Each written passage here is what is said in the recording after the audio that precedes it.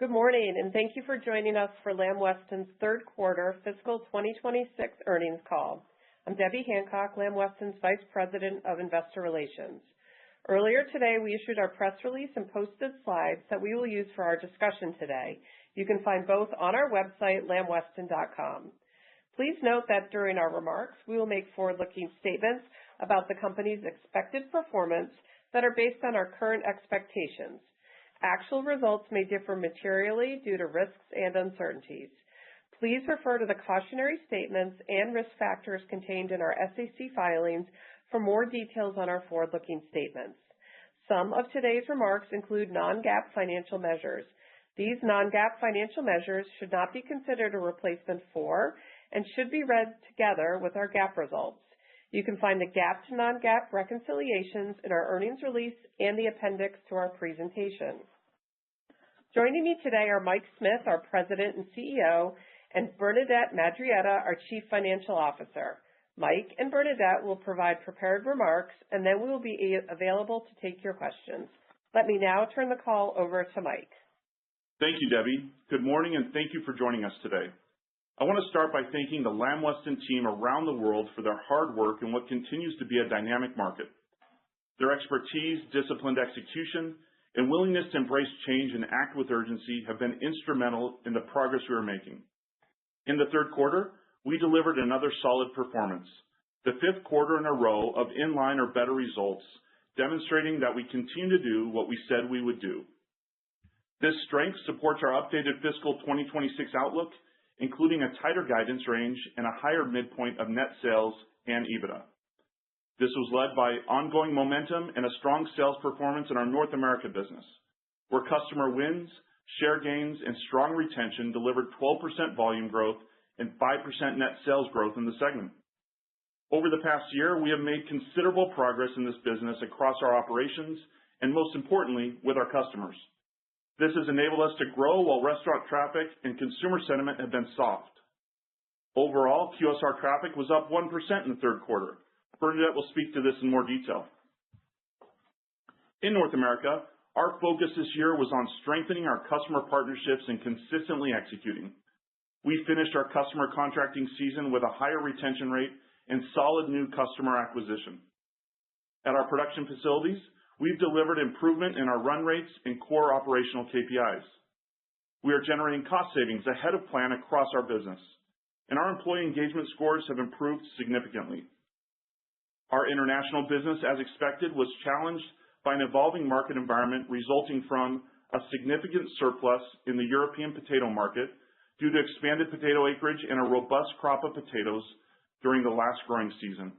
Local sourcing in developing regions such as Middle East, China, and India, which is affecting exports from Europe to those markets, and persistently lower restaurant traffic in key countries. We are taking decisive actions to manage our business in the near term and protect profitability. During the third quarter, we announced the closure of our Monroe, Argentina plant and consolidated production from the Latin America region in our new modern Mar del Plata, Argentina facility.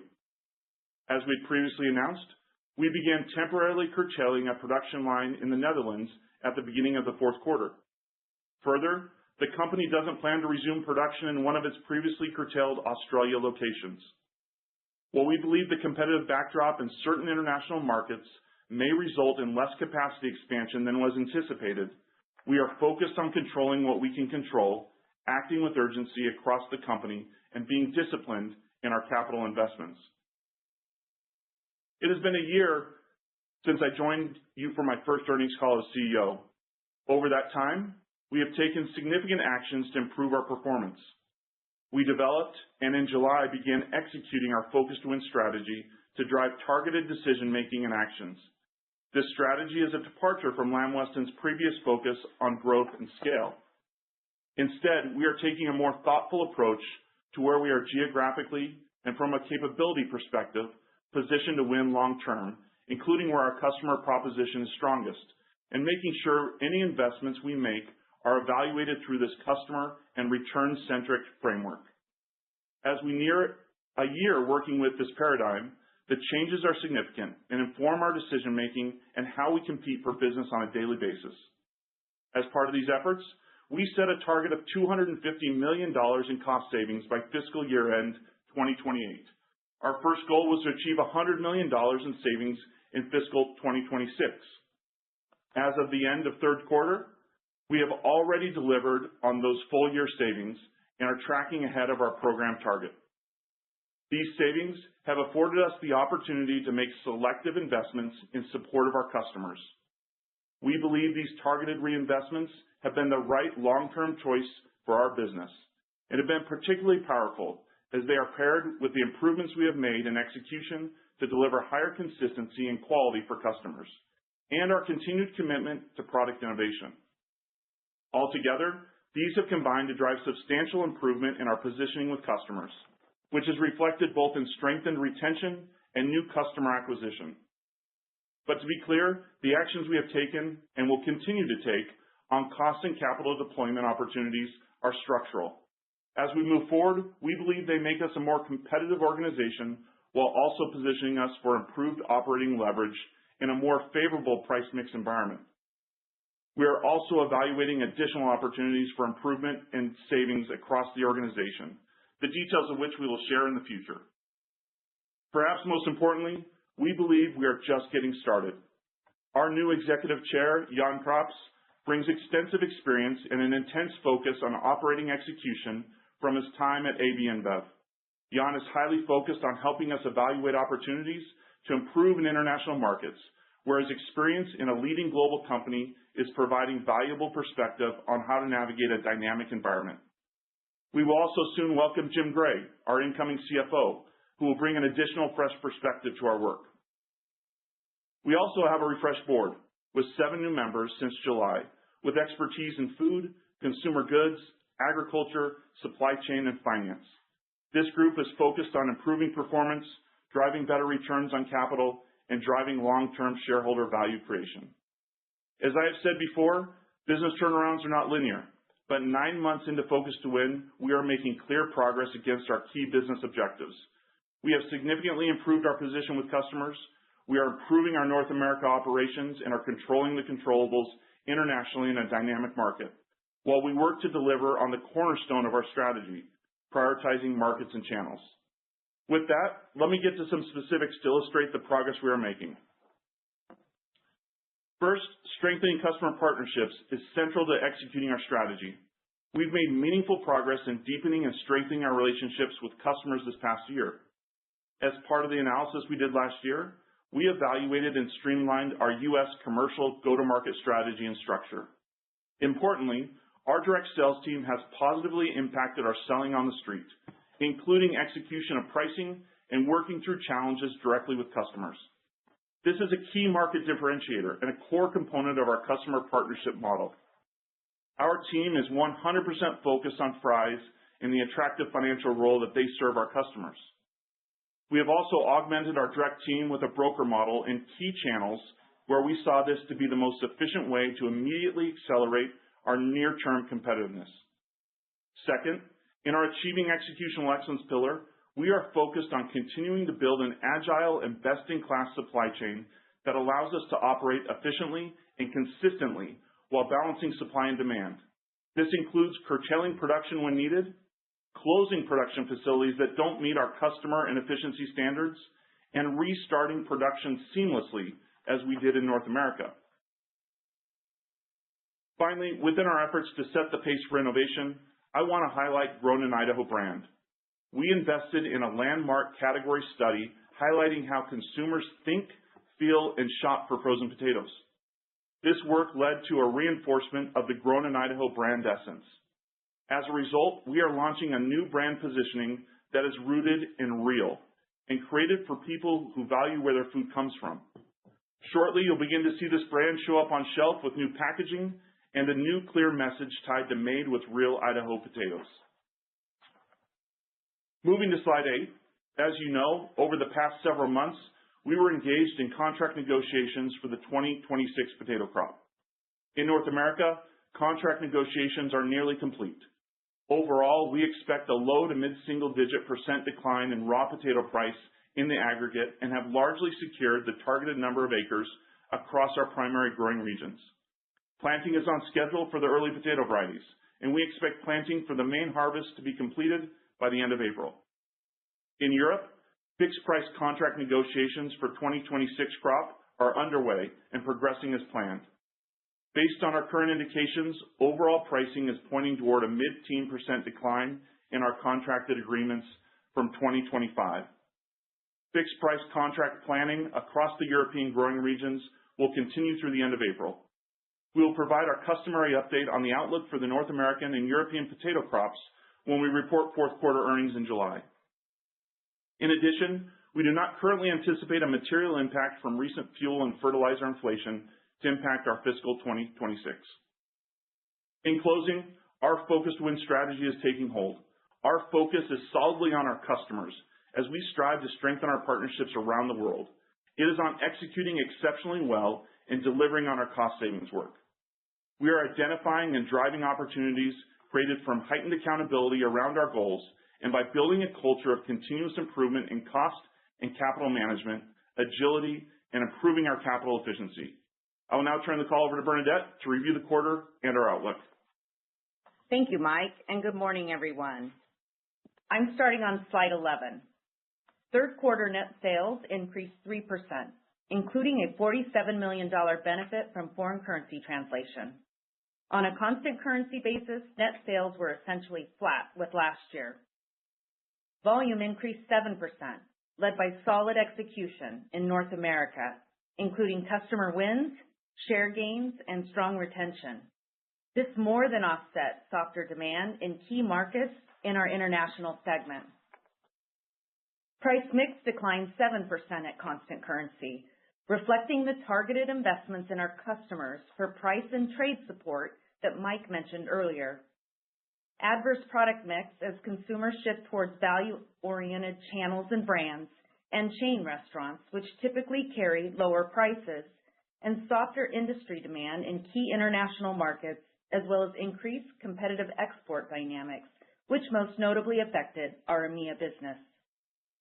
Let me provide context on what we are seeing in traffic trends. In the U.S., QSR traffic turned positive for the first time since late fiscal 2024, up 1% for the quarter. QSR burger traffic grew in February, although it was down 1% for the full quarter. QSR chicken remained a bright spot with continued growth. Internationally, most markets saw low single-digit declines in restaurant traffic. In the UK, our largest international market, QSR traffic declined approximately 1%, showing improvement versus recent quarters. Looking at our segments, North America net sales increased 5%. Volume increased 12%, driven by recent customer contract wins, share gains, and strong retention across our customer base, as well as the relatively lower volume comparisons this quarter last year.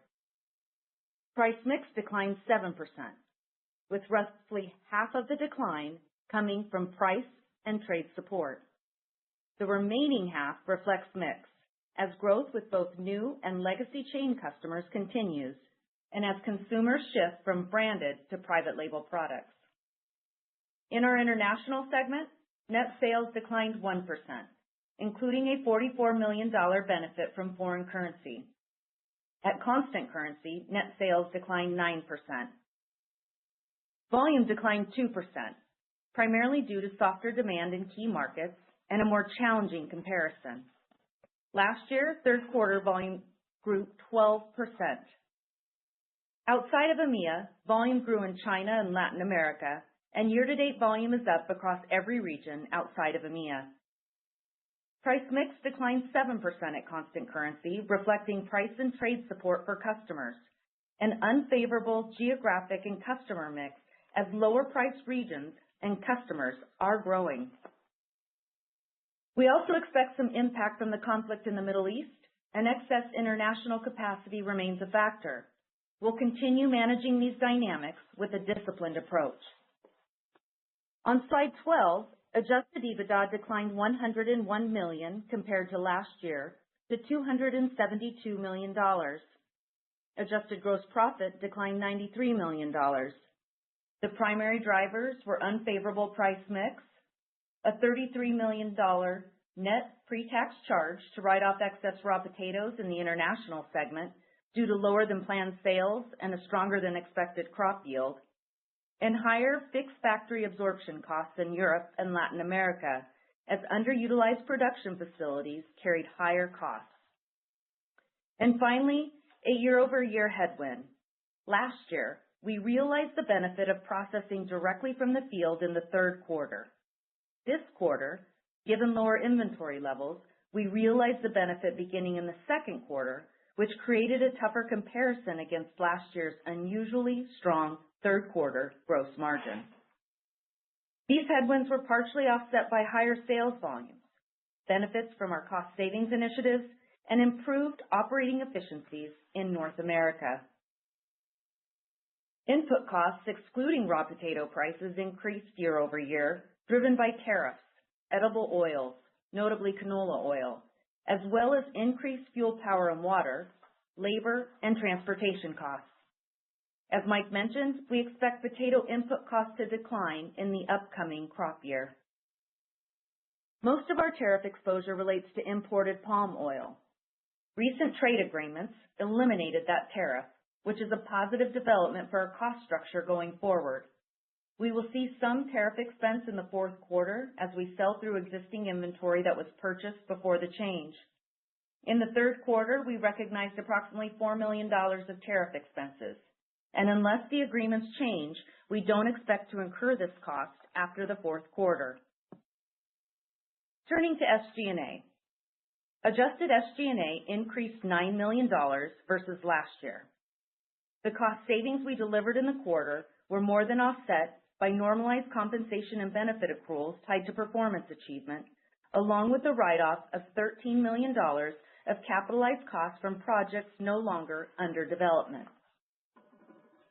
To help show these dynamics and the underlying drivers of SG&A performance, turn to slide 13, which outlines SG&A trends and the actions underway. In the last year, we reviewed our SG&A efficiency, including input from outside advisors.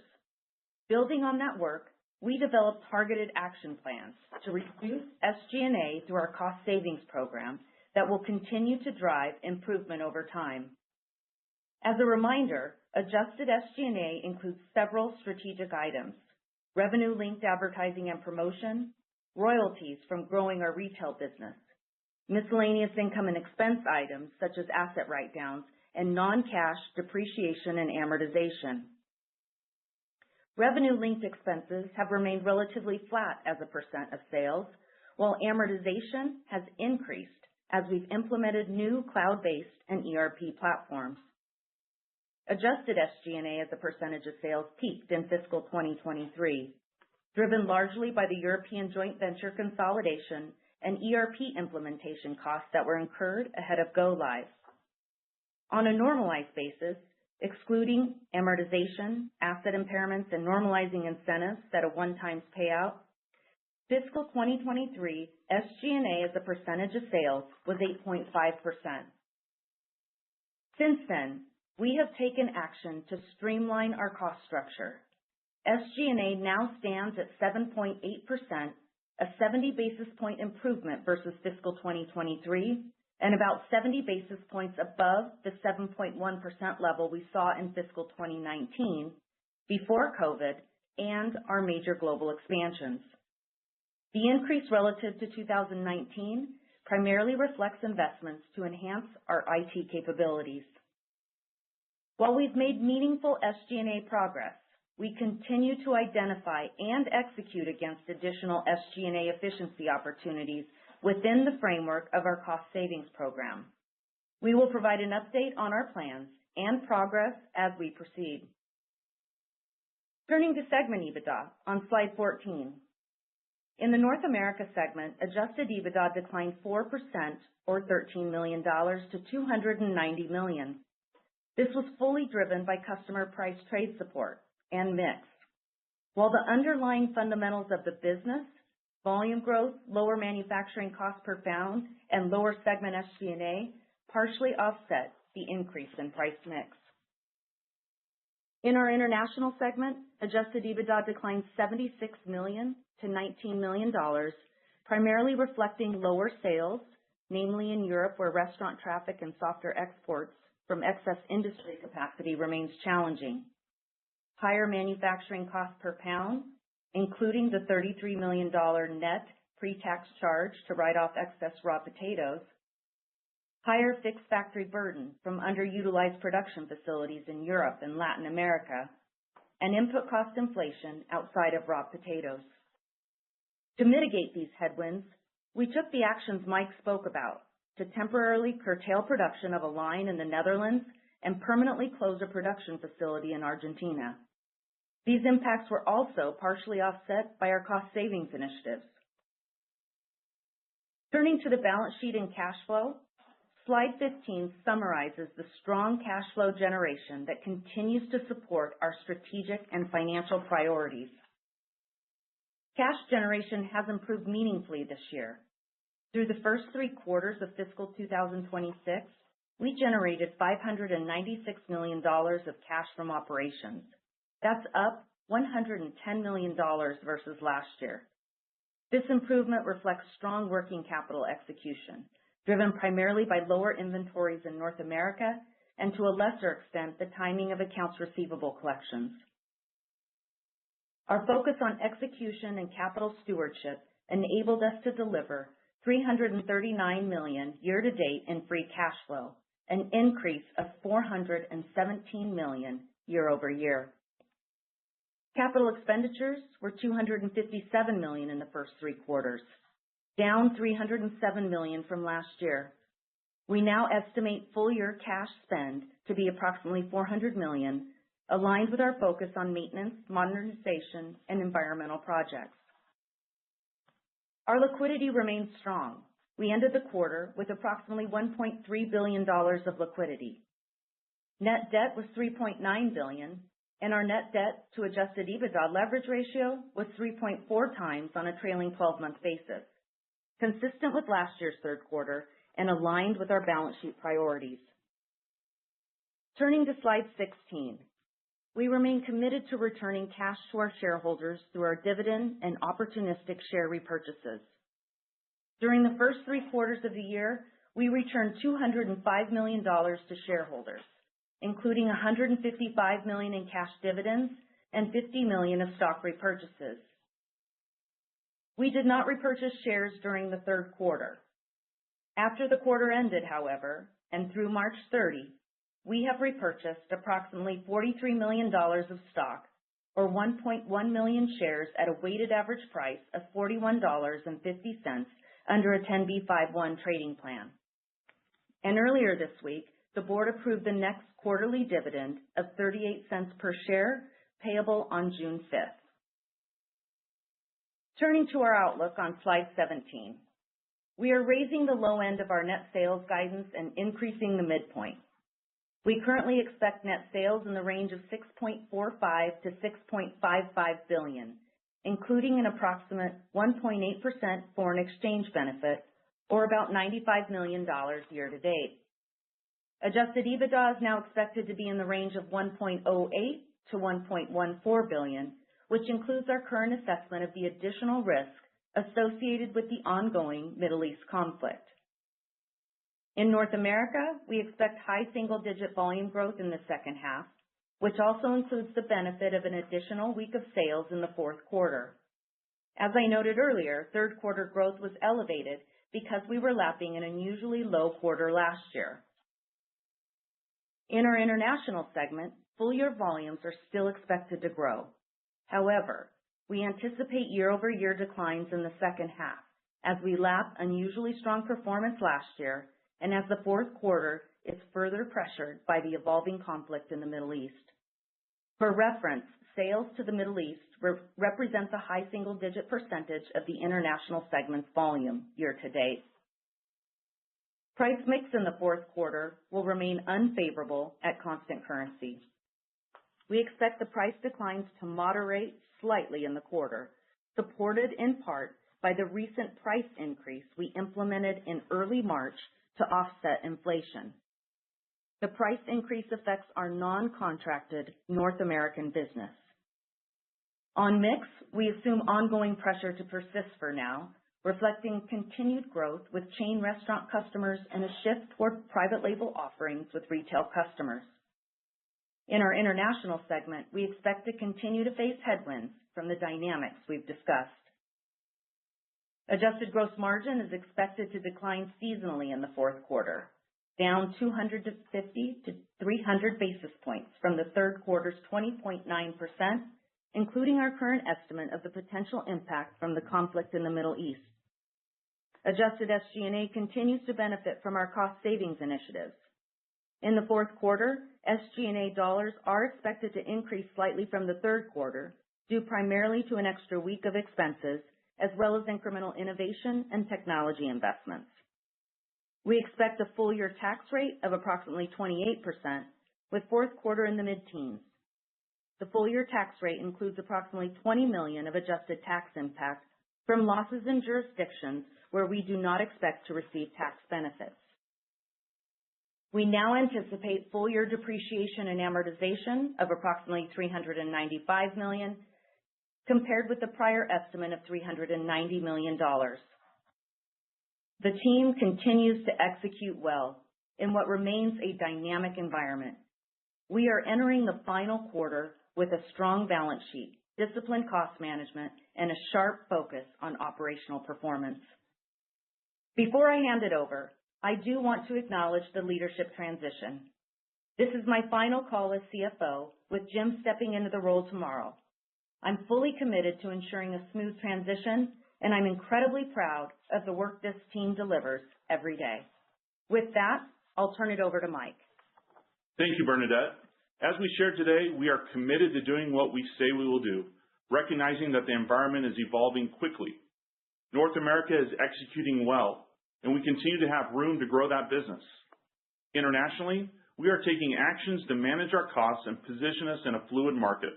Our international focus is fortified with Jan being on board. And finally, we are remaining disciplined in our capital investments in evolving Lamb Weston into a business that can enjoy strong and growing returns on capital. Before we turn the call over to Q&A, I want to thank Bernadette. During her time with the company, she has been a dedicated partner and leader, including the past 5 years as CFO, during a period of tremendous change in our industry. We appreciate all she has contributed to Lamb Weston and wish her continued success moving forward. We are now happy to take your questions. If you would like to ask a question, please signal by pressing star 1 on your telephone keypad. If you're using a speakerphone, please make sure your mute function is turned off to allow your signal to reach our equipment. Again, press star 1 to ask a question. We'll take our first question from Tom Palmer with J.P. Morgan. Good morning, and thanks for the question. Maybe could just start out asking on utilization rates. I know you've done a lot of work in terms of your plant footprint here over the last several quarters, including the updates today internationally. So U.S., I think you had the new lines or the previously shuttered lines ramping back up. Where do you sit in terms of ideal rates there? And then with all the actions you're taking internationally, is that going to get you into kind of more that targeted 90+% range? Thanks. I appreciate the question, Tom. Overall in North America, we're in the low 90s with some of the adjustments that we've made. To your point, we're excited that we've been able to bring back online some of those previously curtailed lines.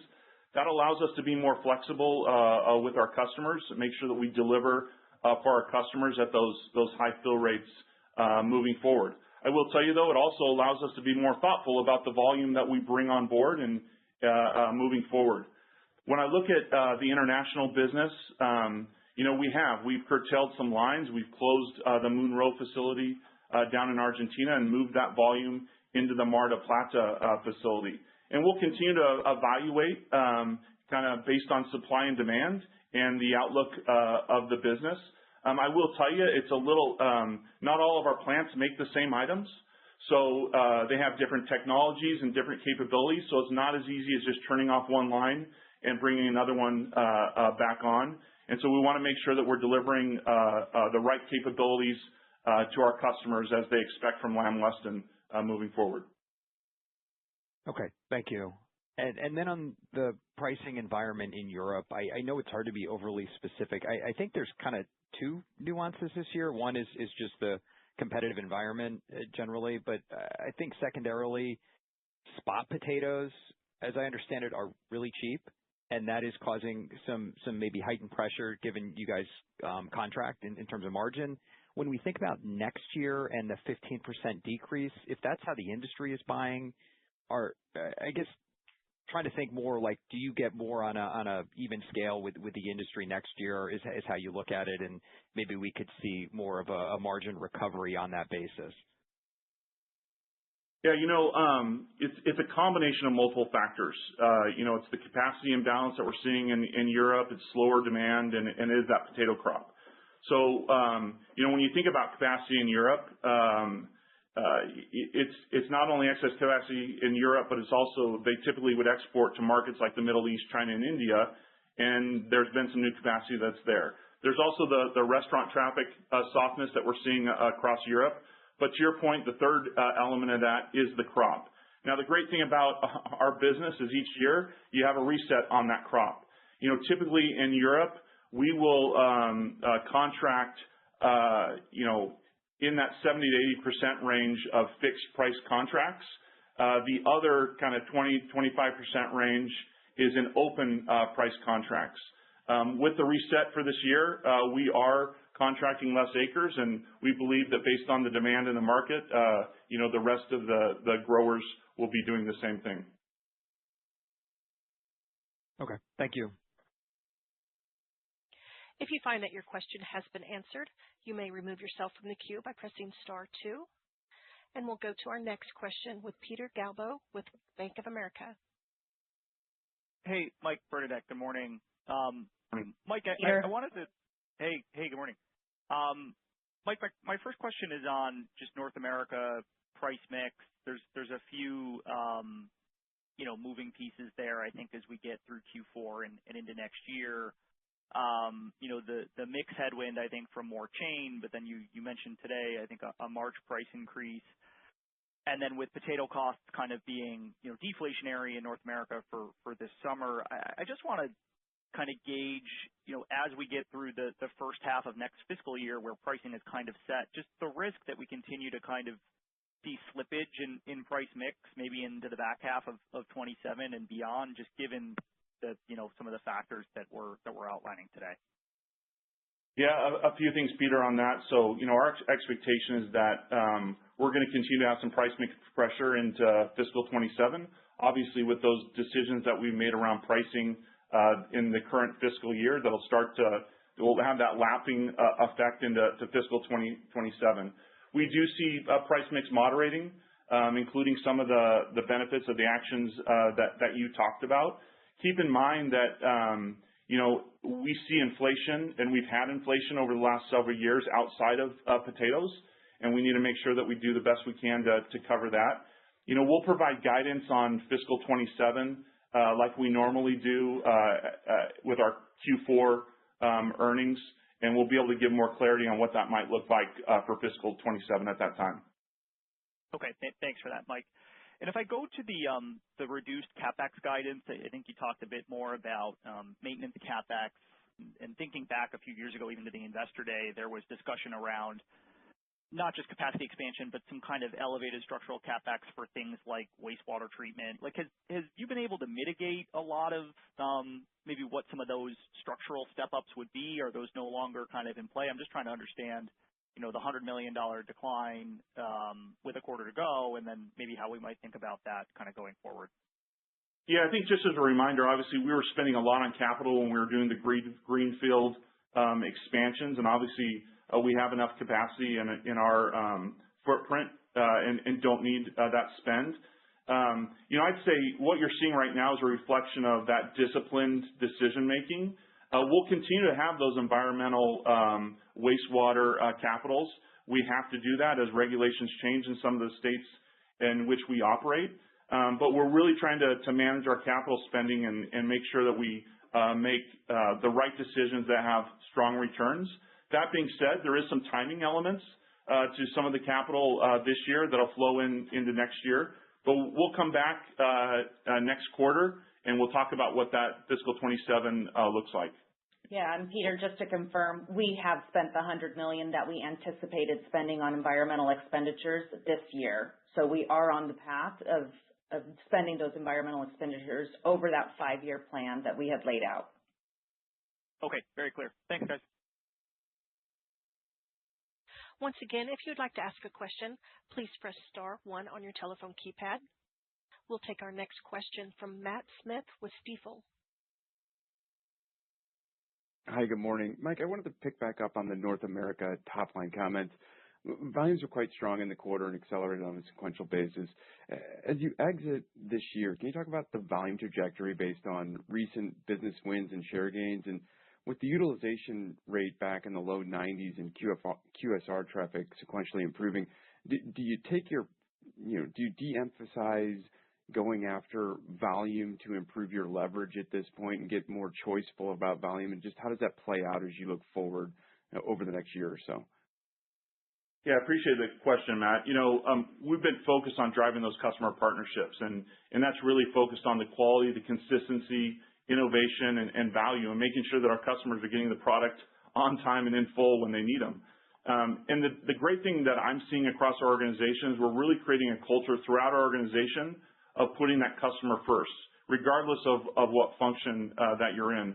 Obviously, we're seeing we've made some great improvements with those customers, and we're seeing the volume flow through. As I mentioned, earlier, as that volume continues to come through, and we see our utilization rates in more of those normalized ranges, it does allow us to be more thoughtful about the business we pick up and about how we manage volume into the future, for sure. Thank you for that. And a follow-up on the inflation and cost outlook. You talked about the fourth quarter seeing continued cost pressure. Are you expecting incremental potato write-offs, or was this a full evaluation of the stock you have and think you've cleared the decks at this point, meaning the carry-in crop to 27, your inventory levels will be in a reasonable place? Thank you. Yeah, we don't anticipate additional raw write-offs. I think the third quarter write-off reflected the current expectation of demand view and what we're seeing for this crop season.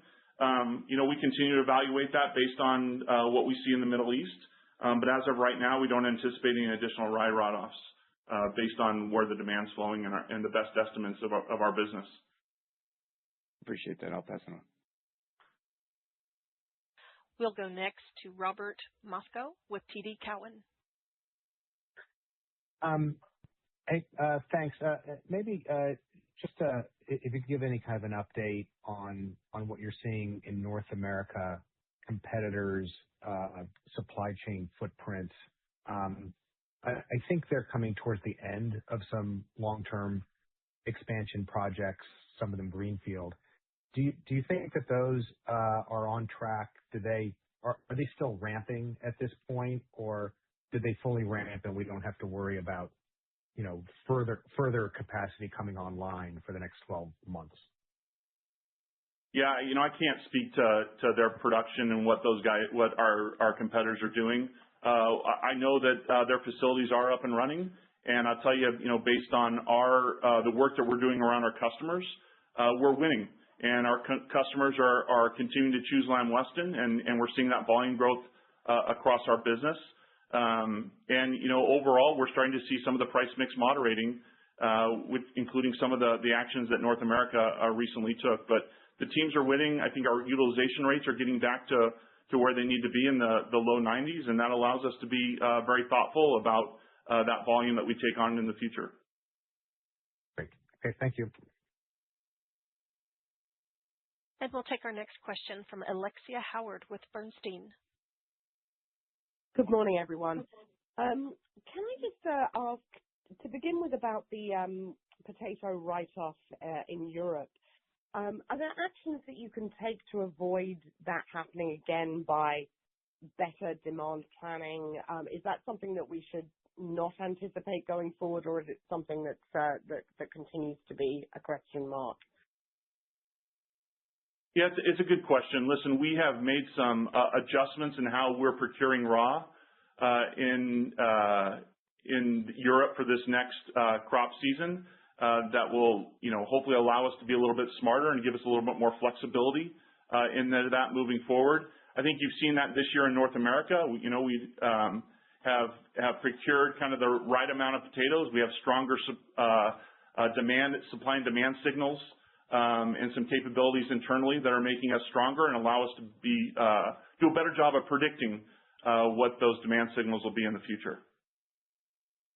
Great. Thank you. And then just to hone back in on North America, obviously the new customer wins recently have been lower priced private label or chain customers on the restaurant side.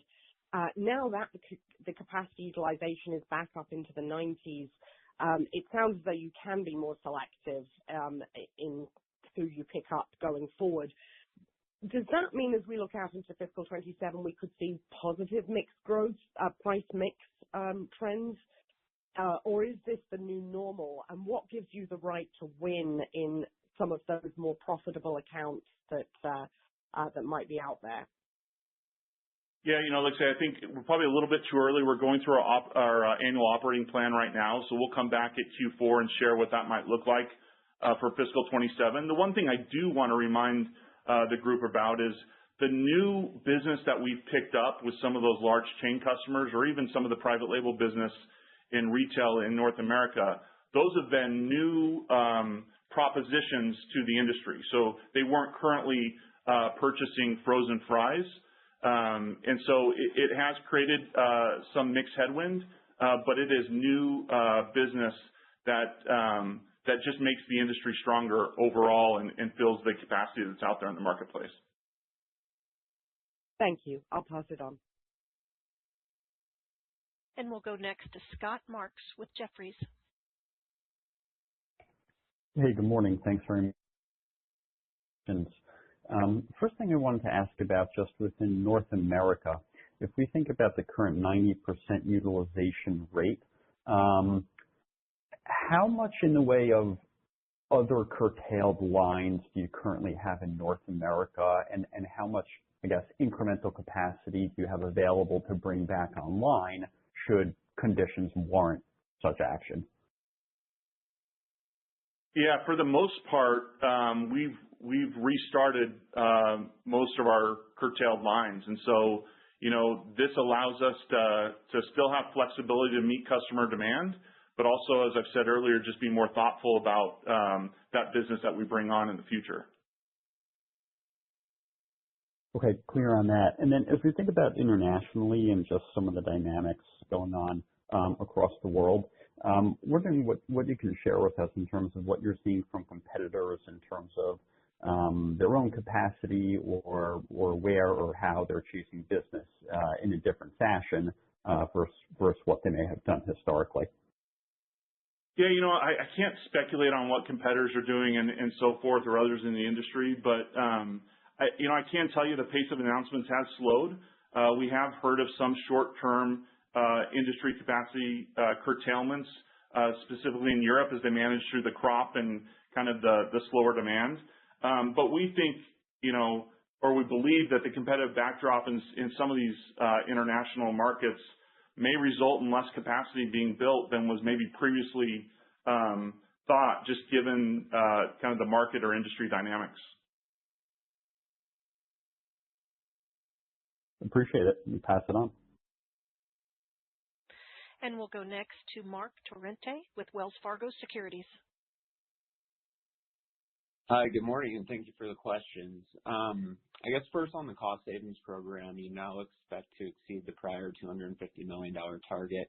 Maybe any more color on where the incremental savings are coming from, more on the COGS or SG&A side, and where do you think you can get those expense levels to over time?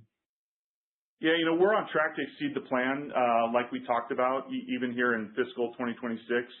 I'd say we're driving a cultural shift and a different mindset around costs in our organization. And we really have a strong focus on continuous improvement. A lot of that incremental cost savings that you're seeing is actually hitting the cost side, supply chain side of things, more so than any other areas. Obviously, we've identified some additional costs as Jan comes in, does his onboarding, as well as Jim. Given Jim's going to be the one who's leading this for our organization, allow them to kind of take a look at where the opportunities are, and at the right time, we'll come back and share what any future cost savings plans might look like. Okay, great. And then the topic of portfolio management has been brought up recently. Maybe just more on how you're thinking about your positioning, right to win, and opportunities in certain regions, and I guess general strategic approach going forward. Thanks. Yeah, obviously, a big piece of our Focus to Win plan is prioritizing markets and channels, and we're doing that. As Jan comes in, he has a really strong background in those international markets. He's been the CEO and led organizations in a number of the markets in which we operate in. He's going through his onboarding process right now. He's assessing, our different businesses around the globe, and he'll be on the call next quarter and be able to give kind of his perspective and insights and what he's seeing. But we continue to look at our business overall and really focused on what are the markets where we have the right to win long term, and what adjustments we need to make within our markets to make sure we're successful and drive our business and meet our customers' expectations long term.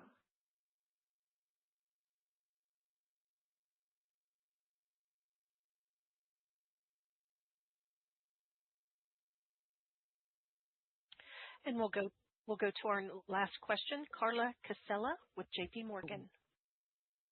Hi, thanks for taking the question. Your tariff discussion was very helpful. I'm just wondering if you can also talk to the Mideast conflict and the costs you could potentially see in higher transportation or key raw materials, and if you're seeing any disruption there on the cost side. Yeah, I think the impact in the Middle East is ultimately going to depend on the length and severity of the conflict. There's three areas of risk that I see in the Middle East. One is obviously lower volumes to the region. I think Bernadette shared in the prepared remarks that the Middle East makes up high single-digit percent of our international segment. And obviously, if volumes or if it becomes a prolonged conflict, that does potentially have some impacts on inventories. But for me, as I look at this, it's more around the increased volatility in some of the commodities, things like packaging, fuel, and so forth. And that impacts, markets around the globe. Obviously, we're working through our annual operating plan right now. We'll come back in fiscal or next quarter and talk about what the fiscal 27 outlook looks like, and communicate at that point what those risks could be. But we feel good about the opportunities and the abilities that we have in order to pass through some of those costs as they come through. Yeah, and Mike, the only other thing I would add on the cost side is that as part of our broader risk management framework, we do hedge portions of our key inputs to reduce volatility. Now, that doesn't eliminate all of the price risk, but the combination of our hedging program and diversified sourcing in our commercial agreements gives us that balanced level of protection. Okay, great. Thank you. That will conclude our Q&A session. I'll turn the conference back to Debbie Hancock for any additional or closing remarks. Thank you, Lisa, and thank you to everyone for joining us today. The replay of the call will be available on our website later this afternoon, and I hope everyone has a good rest of your day. And that concludes today's call. Thank you for your participation. You all may disconnect now and have a great day.